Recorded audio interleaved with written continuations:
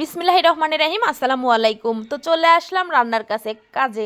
কালকে যেহেতু তোমাদের বলছি কালকের ভিডিওতে শুধু খেলা দেখতেছি রান্না করতেছি, খেলা দেখতেছি রান্না করতেছি, তো এভাবেই চলছে। তো আজকে চলো রান্নাটা দেখায় দিই আজকে কি কি রান্না করতেছি।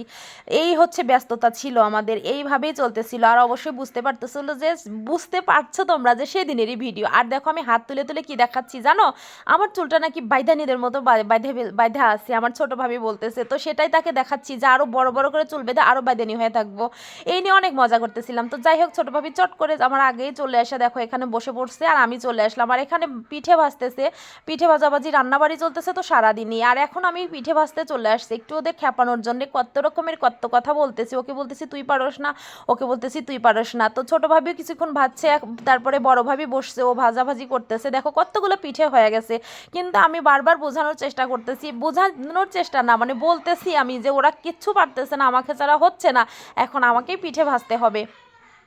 তো এটাই বারবার ওদেরকে বলে বলে খেপাচ্ছি। কিন্তু কি একটা মজার কথা বলবো তোমাদের, জানো আমি কিন্তু সবার চেয়ে বেশি ভালো পিঠে ভাজতে পারছি। আমার ছোট ভাবিও ভাজতে পারছে, ভাজছে অনেকগুলো পিঠা, অনেক সুন্দর হয়েছে। বড় ভাবিও অনেক পিঠা ভাজছে, অনেক সুন্দর হয়েছে। কিন্তু সবার চেয়ে সেরা পিঠে কিন্তু আমারই হয়েছে, একদম সত্য কথা। বিশ্বাস না করো, আমার ছোট ভাবিকে তোমরা সবাই জিজ্ঞেস করো কোনো ভিডিওতে আসলে যে এটা কি সত্য বলছি না মিথ্যা বলছি। তো যাই হোক, এখন পিঠে ভাজতে শুরু করে দিব। একটা পিঠের খোলাতে মানে রয়ে গেছে ওইখানে, ভাবি দিছে। তো বলতেছে তুমি ওঠো, আমি উঠানো দিয়েই শুরু করি, তোমার একদমই ভালো হয়নি, পচা হয়েছে। আমার তো কাজই শুধু সবার পিছনে লাগা, খেপানো, মজা করা। তো এইভাবে মজা করে হেসে খেলে চলতেছি বলেই সম্পর্কটা এখনো মধুর আছে, অনেক শান্তির আছে। আর যদি কিটবেটানি করতাম তাইলে কি এত ভালোবাসা পাইতাম ভাবিদের কাছে? একদমই না। ভাবিদের সব সময় ভাবিদের পায়ের নিচে না, সব সময় বুকের উপর থাকার চেষ্টা করতে হয়। পায়ের নিচে কেন থাকবো, সেটাও তো খারাপ দেখায়, তাই না? ভাবিদের অন্তরের অন্তর মিল রাখতে হবে, তাহলেই না সারা জীবন ভালো বা সম্পর্ক থাকবে। তো অনেকেই বলতে পারো তোমরা যে বাবা মা আছে তাই ভাবিরা বেশি ভালোবাসে, একদমই না বন্ধুরা, ভাই ও বোনেরা সবাইকে বলতেছি তোমাদের, বাবা মা থাকুক বা না থাকুক, আমি সারা জীবন যদি আমার এই ভিডিওর মাধ্যম দিয়েও হোক, আমি তো মানে অন্তত পক্ষে দেখানোর চেষ্টা করব যে না আলহামদুলিল্লাহ সারা জীবন আমাদের সম্পর্কটা এরকমই থাকবে। কেননা কখনো ভাবিদের ভাইদেরটা খাওয়া পড়া নেওয়া স্বার্থপর পানা আমি কোনোদিন করি নাই, করবো না। অনেক বোনরা, বেশিরভাগ বোনেরাই আছে এরকম নোংরা, ভাবিদের খাওয়া পড়া কিচ্ছু দেখতে পারে না, সহ্য করতে পারে না, আর তাদেরই বাজাবাজি হয়। আর এগুলো যেহেতু আমাদের মধ্যে নাই, এই কারণে আমাদের সম্পর্কটা একদম মিষ্টি। আর দেখো ঘেটে ঘুটে খাইয়া এটা শেষের দিক চলে আসছে, তখন তোমাদের পিঠে দেখাচ্ছি।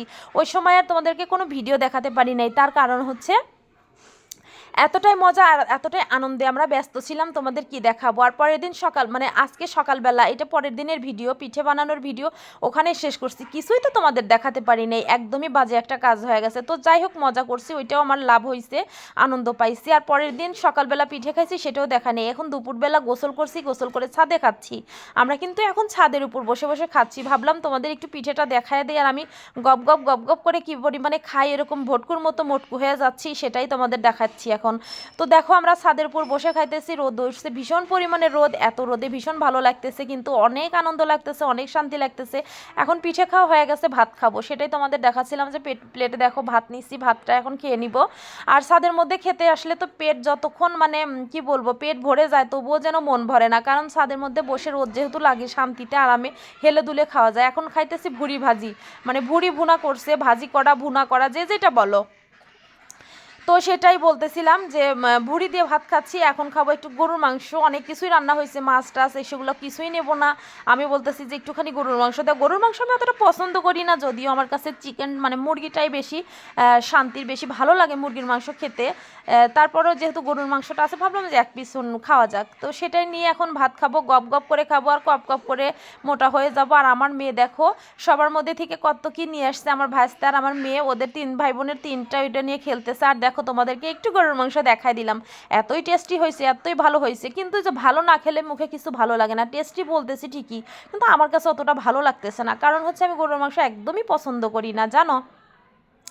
আর হচ্ছে কি বলে, গোসল কিন্তু আমরা ছাদেই করলাম, আমাদের ছাদে গোসলের সিস্টেম আছে, সেখানেই গোসল করছি, সেখানেই খাচ্ছি, এখানেই বসে বসে আবার কি বলে তোমার অনেক সময় রোদ পোহাবো, তারপরে নিচে যাবো। আর এখনো গামছাটা মোড়ানোই আছে, দেখো গামছাটাও খুলতে পারি নাই, খিদে যেন পেটটা চোচো চোচো করছিল, সে কারণেই ভাবলাম আগে খাইয়ে নিই বাবা, কি করব, তাছাড়া তো উপায় নাই, পরে হবে দেখা যাবে, পরে যা হয় হোক। তো এইভাবেই খাওয়া দাওয়া চলতেছে আমাদের। আর আমি তো তোমাদেরকে সবসময় কাজের ভিডিও দেখাই, ঘোরাফেরার ভিডিও দেখাই, এভাবে বসে বসে ভিডিও করি না, ভিডিও দেখাই না। তো ভাবলাম যে তোমরা তো একঘেয়ে হয়ে যাচ্ছ এইভাবে একঘেয়ে ভিডিও দেখতে দেখতে, আজকে সুন্দর করে বসে গপ গপ করে কিভাবে খেয়ে এরকম মোটা হওয়া যায় সে